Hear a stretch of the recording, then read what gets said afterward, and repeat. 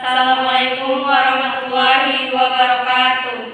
Kami dari kelompok 6, di sini kami akan menampilkan hasil presentasi kami. Sebelumnya kami akan memperkenalkan anggota kelompok. Saya Harlis Masasabila Firdaus dengan NIM 2003-04297. Saya Putri Amalia Ramadhani dengan NIM 2003-04322. Saya Ainul Mardia dengan NIM 200304308. Baiklah, ini adalah hasil presentasi kami. Baiklah, kami dari kelompok 6 akan menjelaskan tentang kompensasi. Yang pertama, apa itu kompensasi? Kompensasi merupakan imbalan jasa atau penghargaan dari perusahaan kepada karyawannya, baik itu secara langsung maupun tidak langsung, baik itu dalam berbentuk uang ataupun berbentuk barang, maupun fasilitas lainnya. Kompensasi merupakan pengeluaran wajib bagi perusahaan, dikarenakan jika perusahaan tidak mengeluarkan kompensasi, maka tidak akan ada karyawan yang mau bekerja. Selanjutnya, pemberian kompensasi. Menurut Peterson dan Plowman, seseorang mau bekerja dikarenakan 4 hal. Yang pertama, the desire to live. Alasan pertama seseorang mau bekerja adalah untuk bertahan hidup. Mereka butuh untuk membeli makanan dan minuman sehari-hari mereka. Yang kedua, the desire for possession.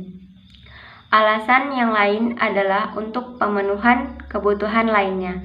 Misalnya, seseorang ingin membeli handphone baru, maka mereka harus bekerja lebih giat lagi agar kompensasi mereka dilebihkan oleh perusahaan sehingga mereka bisa membeli keinginan mereka yang lainnya. Yang ketiga, the desire for power, yaitu keinginan seseorang terhadap kekuasaan, karena kekuasaan jelas akan membuat seseorang bekerja lebih giat. Yang keempat, the desire for recognition, artinya keinginan seseorang terhadap pengakuan. Ini merupakan alasan terakhir seseorang untuk mau bekerja. Selanjutnya kita akan membahas tentang tujuan kompensasi. Kompensasi sendiri memiliki 8 tujuan. Yang pertama, ikatan kerjasama. Yang kedua, kepuasan kerja.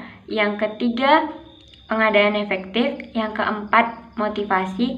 Yang kelima, stabilitas karyawan. Yang keenam, disiplin. Yang ketujuh, pengaruh serikat buruh. Yang kedelapan, pengaruh pemerintah. Selanjutnya kita akan membahas tentang asas kompensasi. Asas kompensasi itu ada 2. Yang pertama, asas adil. Asas adil merupakan asas yang mengatur besaran kompensasi didasarkan pada prestasi kerja, jenis pekerjaan, risiko pekerjaan, jabatan pekerja, dan tanggung jawab pekerjaan. Yang kedua ada asas layak, yaitu asas yang mengatur besaran kompensasi didasarkan pada batas upah minimal pemerintah dan eksternal konsistensi yang berlaku. Lanjut dengan metode kompensasi. Metode kompensasi sendiri terbagi atas 2. Yang pertama ada metode tunggal dan yang kedua ada metode jamak. Metode tunggal yaitu metode penetapan gaji berdasarkan ijazah terakhir dari pendidikan formal.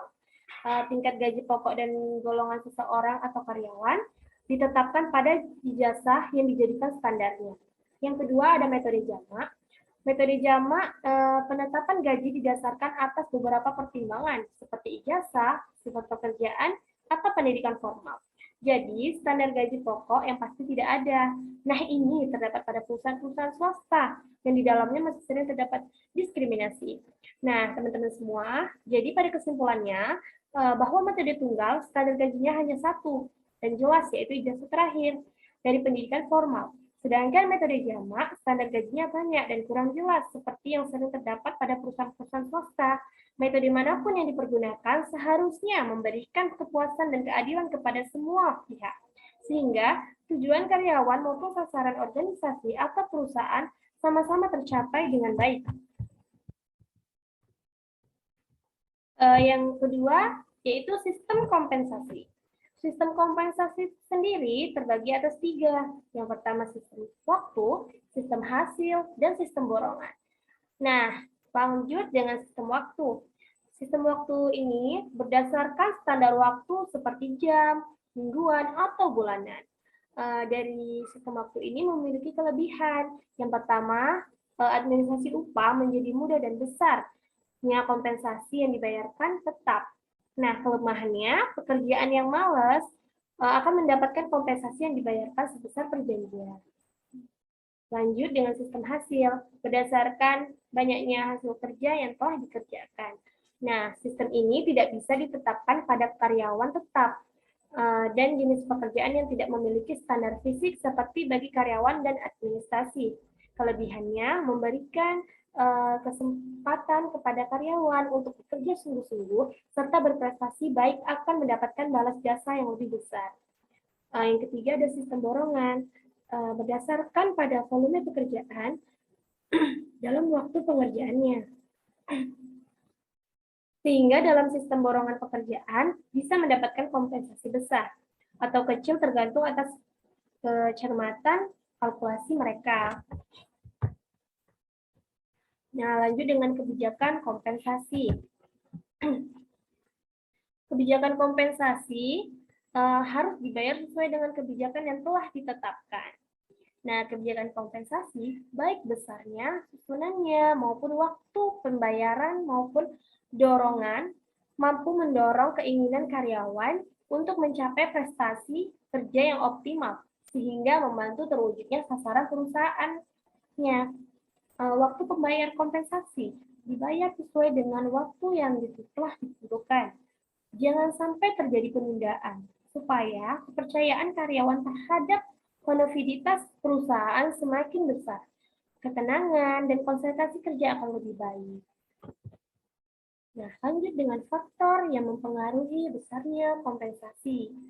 Yang pertama adalah penawaran dan permintaan tenaga kerja. Yang kedua, kemampuan dan kesediaan perusahaan. Yang ketiga adalah serikat buruh. Yang keempat, produktivitas kerja karyawan. Dan yang kelima adalah pemerintah dan undang-undang Kepres.